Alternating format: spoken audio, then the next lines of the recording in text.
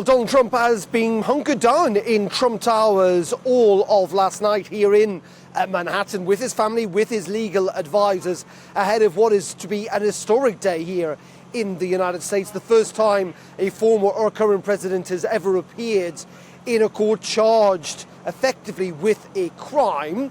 Now, later on, President Trump is going to travel a relatively short distance from Trump Tower down to Lower Manhattan, where he will first of all meet with the District Attorney of Manhattan, where he will be fingerprinted. We think, though it is unlikely that he is going to be handcuffed or indeed have his mugshot taken. He will then appear in court itself, where he'll be in front of a judge and have the charge sheet read out against him. Now, we think he's going to face at least one charge of business frauds, though some media reports in the United States say the charge sheet could be up to 30 separate charges. We're going to have to wait for that. It will only be revealed in court later on.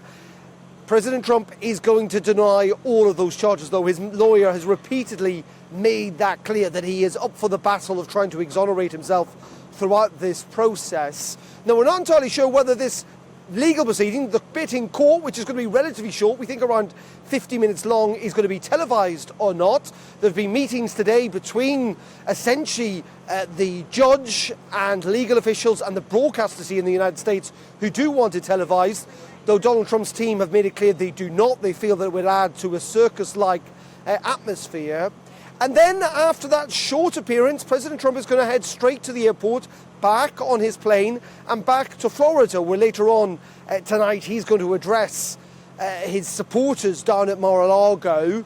And again, I'm sure he's going to reiterate the message we've heard time and time again, that he feels that this is a bit of a witch hunt, that he's been prosecuted, and that in the end this is part of a political process to deny him the ability to run in the 2024 presidential election. The other thing to look out for today is protests. We are expecting some Trump supporters to gather effectively here in New York again a little later on. We don't know how many. So far, yes, there's been a few protesters, either down in Florida or indeed here in New York, but not any great numbers, though that may well change later on today. And there's been a warning from the mayor of New York to those protesters to be on their best behaviour. So it is going to be a fascinating day, a day in which history will be made, and a day which also could make history in another way, in that it could set the template, the tone, and indeed change the course of not just President Trump's